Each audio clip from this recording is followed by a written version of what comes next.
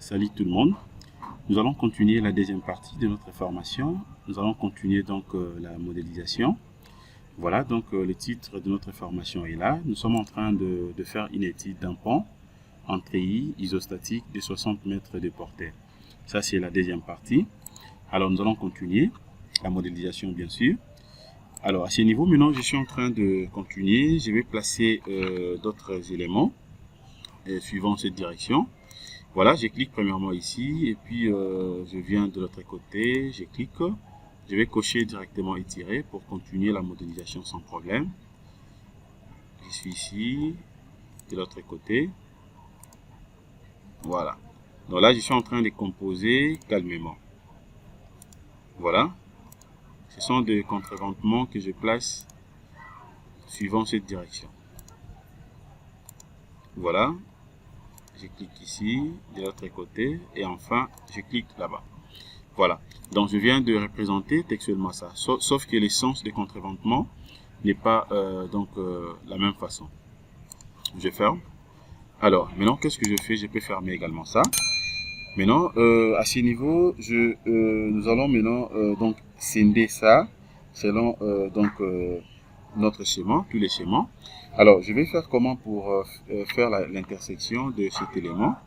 Je vais sélectionner d'abord les touches. Je peux faire soit CTRL A, soit vous pouvez faire ça, utiliser la sélection spéciale. Alors, à ce niveau, je prends directement édition. Je prends édition et puis je vais prendre directement intersection. Voilà, édition, intersection. Je clique, je vais patienter. Je patiente. Voilà, là c'est bon. Là maintenant vous avez la possibilité de sélectionner les barres l'une après l'autre et les nez également sont là. Alors je peux cliquer par exemple ici, je viens ici, je vais cliquer sur et voilà, numéro des barres. Voilà comment est-ce que les barres sont numérotées. Alors si vous voulez aussi visualiser les numéros de nez, voilà, les nez également sont numérotés. Voilà, donc jusqu'à là tout est bien. Alors maintenant qu'est-ce que je fais ici? À ce niveau déjà vous avez la possibilité aussi de faire apparaître la légende et pour vérifier tout ce que vous êtes en train de faire. Je fais quoi ici? Je peux faire clic droit, je prends attribut, je vais cliquer sur désignation par couleur. Voilà, et après ça, maintenant, qu'est-ce que je fais? Je peux prendre, profiler légende par couleur et j'applique. Quand j'applique, voilà, c'est que je viens d'obtenir. Voilà. Alors, je peux aussi avoir aussi la légende de l'épaisseur, bien sûr de la dalle, de notre tablier. Voilà, et je ferme. Voilà. Et maintenant, qu'est-ce que je fais? Je vais continuer la modélisation. Je vais maintenant copier et donc les treillis que nous venons de faire ici, de l'autre côté également. Je m'en vais d'abord en 3D, je clique ici. Voilà, il y avait une petite erreur ici que je vais corriger rapidement. Voilà, donc il y avait un petit erreur ici. Voilà. Voilà, c'est-à-dire quoi? La première méthode qu'on avait utilisée, la méthode d'insertion automatique, ça marchait. Donc c'était bon, sauf que on n'avait pas inséré peut-être les signes de manière à ce que nous puissions avoir notre treillis suivant cette direction. Donc on allait peut-être, il a fallu que nous puissions cliquer sur 3D pour essayer un peu de voir ça, mais c'est pas ce qui a été fait. Donc qu'à cela détienne, je vais tout simplement supprimer ça. Mais retenez que la première méthode qu'on avait utilisée, c'était bon. Alors je vais produire un tuto là où je vais vous montrer comment est-ce que vous pouvez créer un treillis automatique. Comme ça, vous allez maîtriser ça une fois pour toutes. Sélection de tout, je vais supprimer tout ça. Voilà, je sélectionne ça aussi. Je vais supprimer ça. Je peux d'abord tourner ça de l'autre côté. Sélectionne ça, je fais delete. Sélection delete, sélection delete. Alors je sais déjà que à ce niveau, j'aurai de nœuds isolés. Voilà, il y a des nœuds isolés qui sont là. Je peux déjà enlever ça. D'autres nœuds, c'est de l'autre côté. Alors je viens d'abord ici. Je vais prendre analyse, vérifier structure.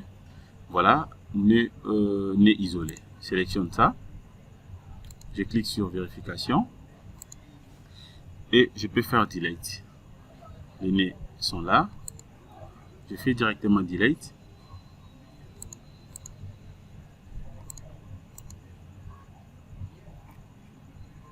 Voilà, c'est bon.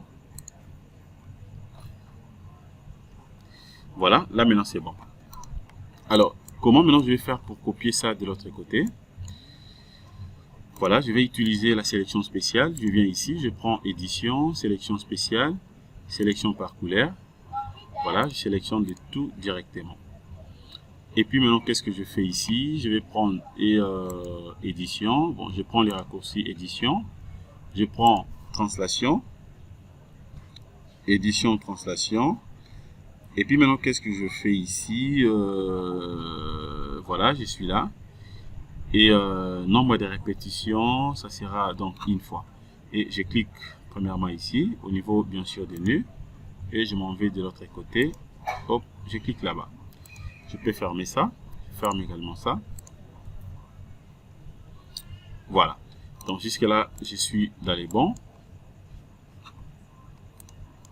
Je vais placer maintenant mes contreventements à la partie supérieure ici. Je vais changer d'abord les axes. Je prends X, Y. Voilà, X, Y. Je vais monter à une hauteur de 5 mètres. À une hauteur de 5 mètres. Je suis là. Voilà. Maintenant, je vais prendre maintenant les barres de contreventement. Donc, je viens ici. Je prends toujours barre. Je prends barre. Et maintenant, qu'est-ce que je fais ici? Je vais créer une nouvelle section ici, barre, et cette fois-ci je vais prendre quoi ici? Voilà, donc la section, je vais prendre toujours type, hein. Je vais travailler toujours avec le type carré, mais je peux changer tout simplement donc la section. Donc je viens ici, je prends toujours type,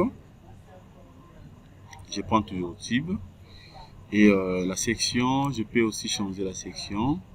Cette fois-ci, je vais prendre quelle section ici? Famille, c'est bon. Voilà, donc je peux prendre la section carré, 90 x 10. Je vais chercher ça d'abord. Et je vais utiliser quelle section ici? Bon, je vais rentrer d'abord ici.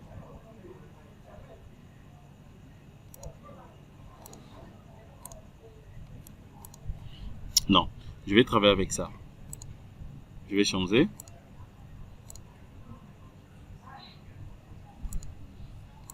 Je vais essayer un peu de changer. Voilà, je prends la famille CAE. Voilà. Alors la section, je vais prendre une section de 90 x 10. Ça dépend de ce qui vous convient. Moi, je prends 90 x 10. Donc je descends. Je descends encore. Je prends 90 x 10. Voilà, c'est bon. La nomenclature, je peux laisser ça comme ça par défaut. Et puis, choix de la couleur, ça dépend du concepteur. Je peux prendre quelle couleur ici. Par rapport au choix, je peux prendre même, je prends quoi ici? Bon, je peux prendre ça et j'ajoute. J'ajoute et puis je ferme. Voilà. Alors, je vais maintenant faire ma composition. Donc, je commence d'abord ici. Premier point, deuxième point, premier point, deuxième point. Je clique ici, de l'autre côté.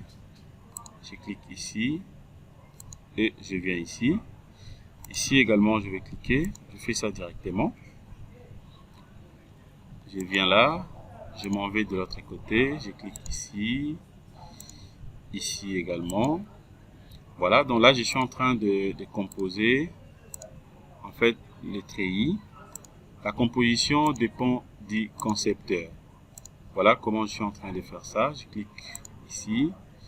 Je m'en vais là-bas, je clique ici, de l'autre côté, je suis là, je m'en vais là-bas, premier point, deuxième point, premier point, deuxième point, premier point, deuxième point, premier point, deuxième point, premier point, deuxième point, et enfin, voilà ce que je viens d'obtenir.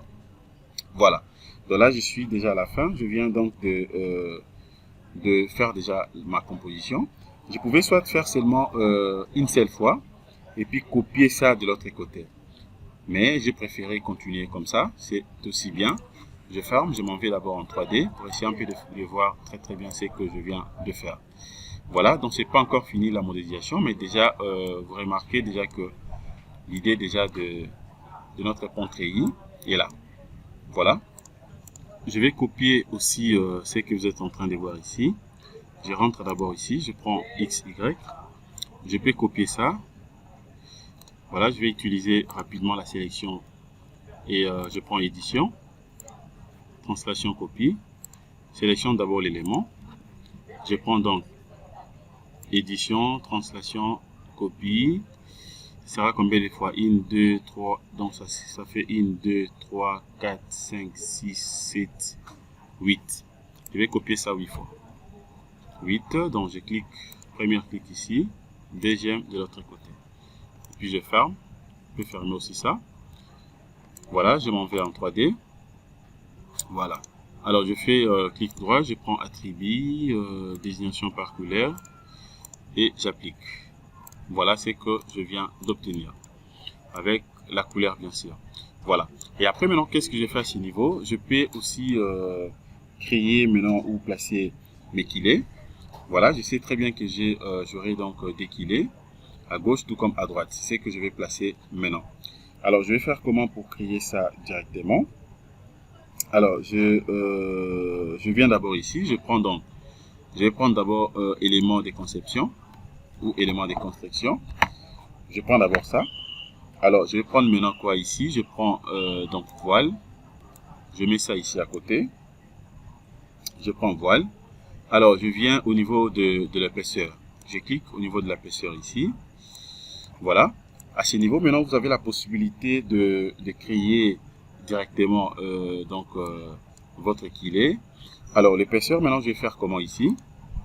Alors, je peux signaler quelque chose ici. Pour la modélisation des quillets, je tiens à faire ceci. C'est-à-dire, à ce niveau, j'ai pris premièrement l'élément que j'ai pris premièrement, c'était ça. Donc, j'ai pris élément de construction. Voilà. Et après, maintenant, qu'est-ce que je fais à ce niveau? Je vais maintenant donner un nom. Donc, je vais d'abord insérer l'épaisseur.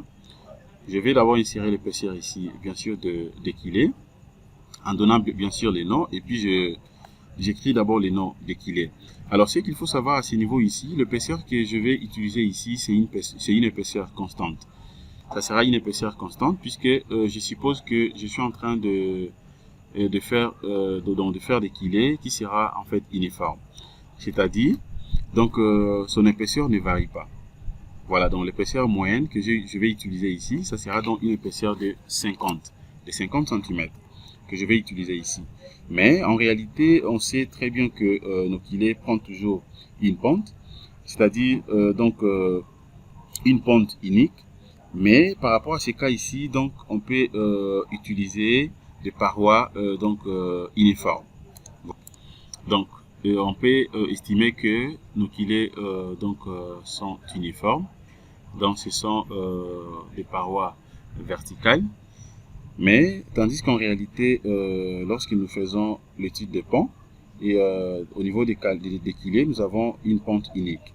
Voilà, donc dans la quillet, il y a aussi plusieurs parties.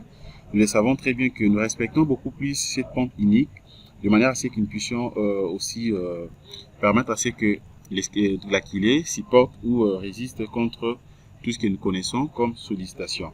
Mais parmi le parti des quillets, c'est-à-dire nous avons ce que nous appelons le mur des gardes et grèves, nous avons aussi le mur des fronts, nous avons les sommiers et on peut aussi ajouter le mur en aile, donc ça dépend au moins du concepteur et ça dépend également des projets. Le mur en aile, on peut aussi l'appeler le mur en retour. Ce sont des murs très importants pour protéger le berge, donc pour protéger bien sûr les berges. Voilà, et c'est très important. Alors ce qu'il faut savoir également, donc parmi les éléments qui constituent les éléments qui viennent tout près de notre quillet. Alors par rapport à notre cas ici, ce qu'il faut savoir, et on peut étudier tout simplement une épaisseur uniforme, mais si vous voulez peut-être respecter cette pente unique, vous pouvez tout simplement changer l'épaisseur en cliquant sur variable. Voilà. Alors, nous allons essayer de créer notre équilé. Alors, si je considère par exemple une épaisseur constante, une épaisseur uniforme, voilà ce que je vais obtenir. Donc, je viens premièrement ici. Je suppose que je vais travailler avec une épaisseur de 40, 50 ou 40. Bon, je prends 40. Je viens ici, je prends donc 40. Le nom, j'écris qu'il est. Voilà, je prends qu'il est. Alors, qu'est-ce que je fais maintenant à ce niveau? Je vais ajouter. Je viens directement ici, j'ajoute. Une fois ajouté, alors je peux maintenant venir composer ici. Alors, comment je vais procéder? Je viens maintenant ici. Je viens définir premièrement la hauteur, la profondeur et c'était de moins 5, donc et de 5. Voilà. Et je vais avoir ça vers le haut ou vers le bas. Donc ça sera négatif, c'est moins 5.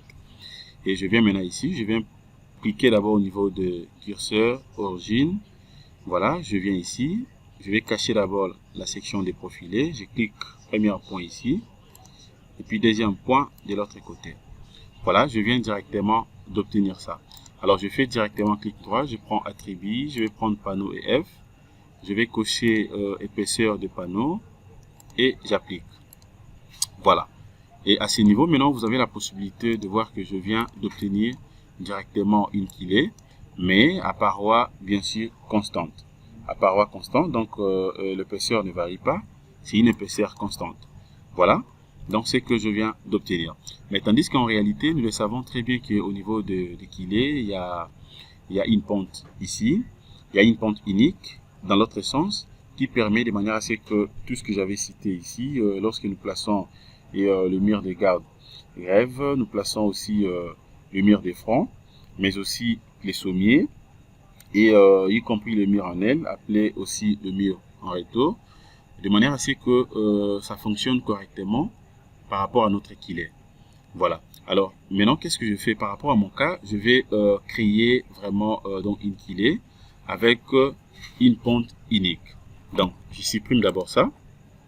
Alors, voilà comment je vais créer ça. Et je vais créer ça comment? Retenez tout simplement la manière dont je vais procéder. Alors, je viens premièrement ici.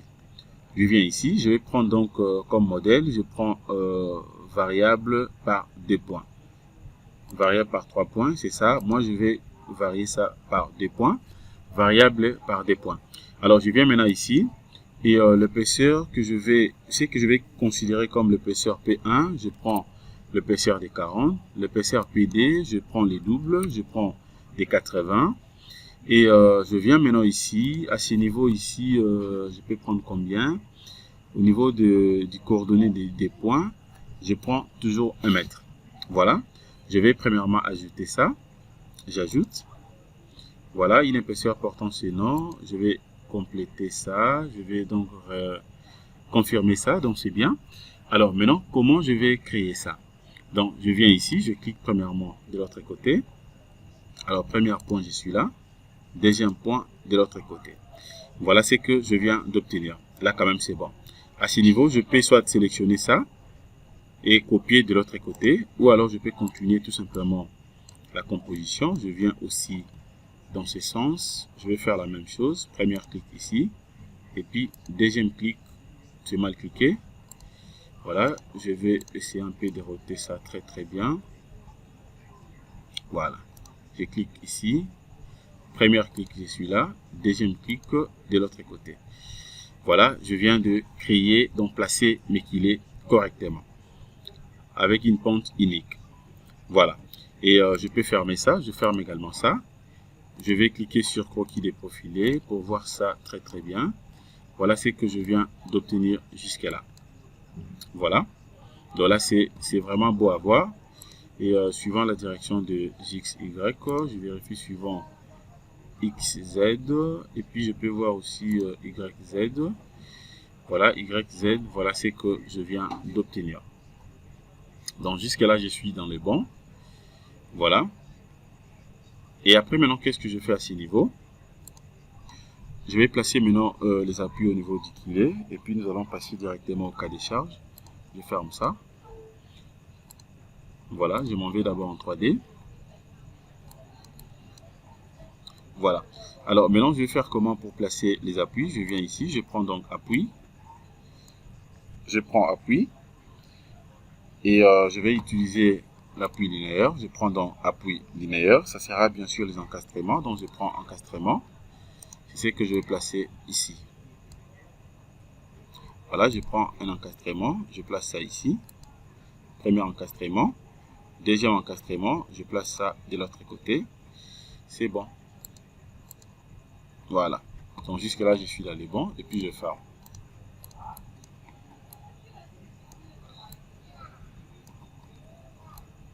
Alors maintenant, je vais définir les cas de charge. Je vais faire comment pour définir les cas de charge. Voilà comment je vais procéder. Je viens premièrement ici. Je vais prendre donc cas de charge ici. Voilà. Alors là maintenant, je suis censé insérer premièrement les cas de charge de nature permanente. Et puis je vais ajouter d'exploitation. Je peux aussi créer directement pour les vents. Ainsi de suite. Voilà. Alors concernant les charges, les cas de charge, comme charge d'exploitation que j'aurai ici, premièrement, j'aurai les poids propres. Voilà, premier cas de charge, c'est les poids propres. Voilà, qui sera prise en compte par robot. Poids propres, j'ajoute. Premier cas de charge est ajouté. Voilà, c'est bien sûr, c'est une charge permanente que je viens d'ajouter. Alors, deuxième cas de charge que je vais insérer, c'est toujours une charge permanente. Et je vais essayer d'insérer aussi donc la poussée. Voilà, donc je vais insérer la poussée. Voilà, poussée d'éther. Voilà, la poussée d'éther aussi c'est inséré. Et puis j'ajoute. Voilà. Et troisième charge permanente que je vais insérer ici, c'est les poids de revêtement.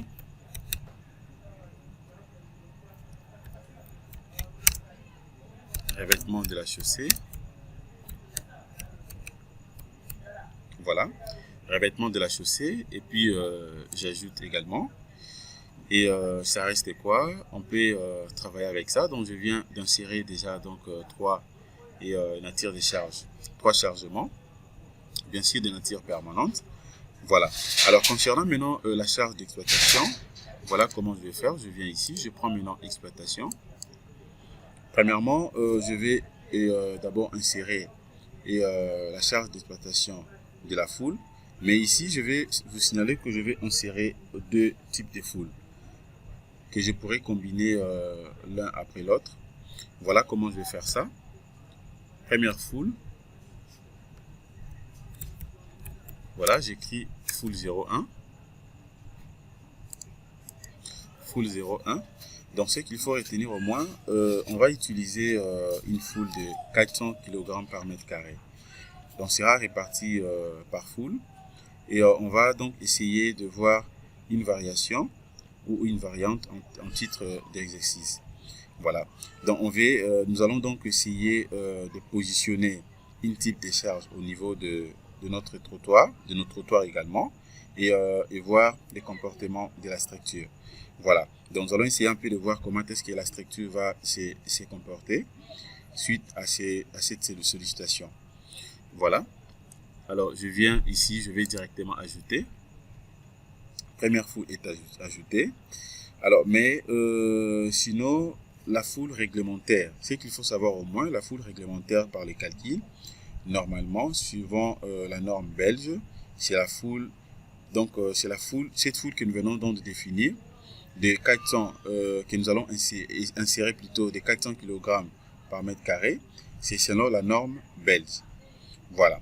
Dans la première foule de 400 kg par mètre carré, et qu'on peut convertir également.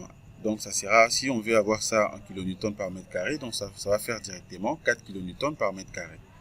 On va donc répartir sur tout notre pont, donc tout au long de notre pont. Voilà. Et je viens d'insérer déjà donc premier cas de foule. Deuxième cas de foule, je vais tout simplement, j'écris seulement foule 02. Deuxième cas de foule. Voilà, ça va justement nous aider de manière à ce que nous puissions appliquer une charge, mais je ne vais pas combiner les deux foules au même moment. Je vais combiner l'un après l'autre. Voilà, donc, et puis je peux ajouter. j'ajoute. Voilà, j'ajoute. Et après, maintenant, qu'est-ce que je fais ici? Après ça, je peux aussi créer directement pour les vents. Voilà, je peux créer également pour les vents. Alors, je viens maintenant ici, je vais prendre vent, je prends donc vent. Je vais créer aussi des cas de charge pour les vents. Voilà, premièrement, j'aurai ça. Bon, je mets toujours 0,1. Et puis, je vais ajouter, j'ajoute. Voilà. Donc, on va appliquer simplement le valeur. Voilà, et puis deuxième cas aussi, je fais toujours la même chose. Je vais mettre maintenant 0,2. Voilà, on ne peut pas bien sûr les calculer. Donc, il restera tout simplement les convois que nous allons définir automatiquement. Voilà, et puis je vais ajouter également, j'ajoute. Donc, vent 1, vent 2. Donc, il ne reste que donc les convois. Les convois, nous allons définir ça automatiquement. Après avoir donc inséré, donc définir les charges, et c'est là où nous allons maintenant définir les convois. Voilà. Et puis maintenant, qu'est-ce que je fais à ce niveau? Tout est là, je peux directement fermer. Voilà, déjà c'est bon. Et je ferme. Voilà. Alors, vous avez la possibilité tout simplement de vérifier ici. Vous allez voir tout ce que nous venons donc d'insérer tout à l'heure. Voilà. Alors, concernant la deuxième partie, on peut s'arrêter à ce niveau. Nous allons continuer après, de manière à ce que vous puissiez voir comment est-ce que nous allons définir les cas de charge et continuer avec le titre de notre projet. Alors, merci de votre disponibilité. Passez une excellente journée. Au revoir.